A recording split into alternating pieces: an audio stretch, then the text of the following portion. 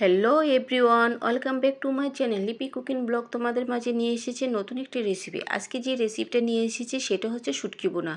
আসসালামু আলাইকুম, সবাই কেমন আছো? আলহামদুলিল্লাহ, তোমাদের দোয়া আমি ভালো আছি। অনেকে মাছ মাংস খেয়ে বোরিং হয়ে যাচ্ছ, জিভে স্বাদ চলে যায়, কিছু খেতে ভালো লাগে না, তখন অবশ্যই শুটকি একটা ভুনা করলে অনেক ভালো লাগে ভাত খেতে। তো আমিও সেই রকম একটা করে ফেলেছি। তা চলো আমি শুটকি ভুনাটা কীভাবে করেছি তোমাদেরকে দেখাবো। এই দেখো, আমি এখানে 2 পিস ইলশা শুটকি নিয়েছি। তো এই শুটকিগুলোকে আমি ছোট ছোট পিস করে 10 মিনিট গরম পানির মধ্যে ভিজিয়ে রাখবো, যাতে নুনতাটা চলে যায়। আর ইলিশ শুটকির মধ্যে একটু নুনতা বেশি থাকে। তো এই শুটকিগুলো ছোটো ছোটো পিস করার পর আমি শিলপাটায় ছেঁচে নিব।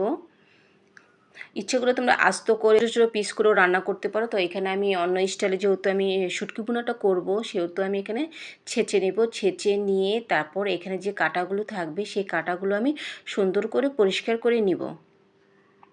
এই দেখো, আমি কিন্তু ভালো করে ছেঁচে নিতেছি।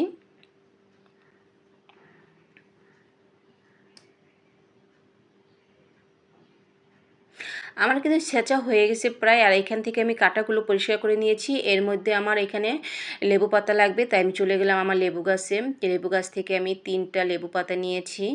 তো লেবু পাতা লাগবে এখানে। আর সবচেয়ে বড় ইন্টারেস্ট হচ্ছে লেবু পাতাটা। লেবু পাতা না দিলে এই শুটকি ভুনাতে একেবারেই মজা লাগবে না। এই দেখো, এখন আমি যে শুটকি ভুনাতে আমি কী কী অ্যাড করব। আর এখানে তো আমি শুটকিগুলি ছেঁচে রেখেছি, তার সাথে নিয়েছি রসুন কুচি, নিয়েছি আমি পেঁয়াজ কুচি, আর তার সাথে তো নিয়েছি আমি এম, লেবু পাতা। আর লেবু পাতার যে মাঝখানে যে একটা ডাঁটা থাকে, সেই ডাঁটাটা আমি ছিঁড়ে ফেলে দেব। এই দেখো, আমি ডাঁটাটা ছিঁড়ে ফেলে দিতেছি। আর ডাঁটাটা রাখলে হয়তো তিতি লাগতে পারে। তাহলে চলো আমি কিভাবে শুটকি ভুনাটা করেছি তোমাদেরকে দেখাই। এখন আমি চুলার মধ্যে আমি কড়াই দিয়েছি, সেখানে আমি পেঁয়াজগুলো ছেড়ে দিব কড়ার মধ্যে।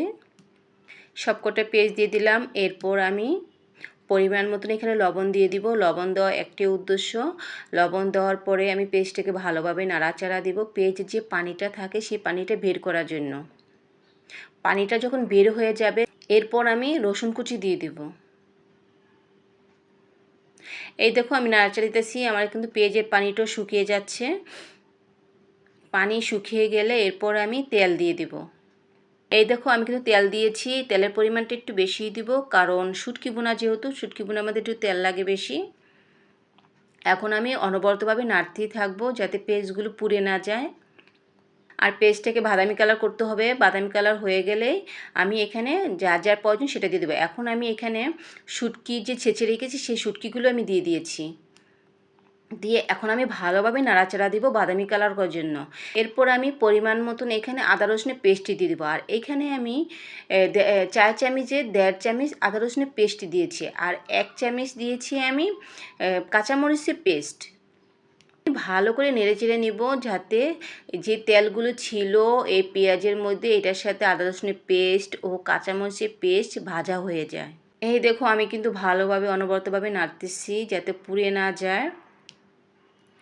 এখন আমি পরিমাণ মতন হলুদ দিয়ে দেবো। আর এখানে আমি হলুদের পরিমাণটা 4 চামচের 1 চামচ দিয়েছি। তোমরা ইচ্ছে করলে এখানে লঙ্কার গুঁড়ো দিয়ে এই শুটকি ভুনাটা করতে পারো। এরপর আমি পরিমাণ মতন পানি দিয়ে দিব কষানোর জন্য। আর এই শুটকি ভুনাটা অনেক টেস্টি লাগে। তোমরা একবার বাসায় ট্রাই করতে পারো। এর মধ্যে আমার গ্যাসের চুলা রান্না বসেছি, সেই গ্যাসের চুলা গ্যাস চলে গেছে। এরপর আমি কি করব, ইলেকট্রিসিটির চুলাটা আমি বের করলাম। আমি ইলেকট্রিক চুলার মধ্যে রান্না করি না, এখন কি করব, বাধ্যতামূলকভাবে রান্না করতেই হবে। এখন আমি ইলেকট্রিসিটি চুলার মধ্যে আমি রান্নাটা বসিয়ে দেব। এই দেখো, আমি যে শুটকি ভুনাটা করতেছি, এখন কিন্তু এটাকে ভালো করে নাড়াচাড়া দিতেছি। দেখো, আমার শুটকি ভুনা কিন্তু প্রায় হয়ে যাচ্ছে। এরপরে যে লেবু পাতা কেটে রেখেছি, মানে মাঝখানে ডাঁটাটা ফেলে রেখে দিয়েছি, সেই লেবু পাতাটা এখন আমি এই শুটকি ভুনার মধ্যে ছেড়ে দিব। আমি পরিমাণ মতো পানি দিয়ে দেবো, পেঁয়াজগুলো ভালোভাবে সিদ্ধ হয়ে যায়, মানে গলে যায়। এখানে শুটকি ভুনার মধ্যে যত ভালোভাবে নাড়াচাড়া দিবে শুটকি ভুনাটা কিন্তু ততই ভালো লাগবে। আর আমার শুটকি ভুনা কিন্তু প্রায় হয়ে গেছে।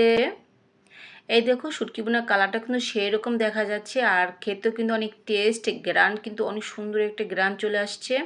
এখন আমি বাটিতে পরিবেশন করেছি।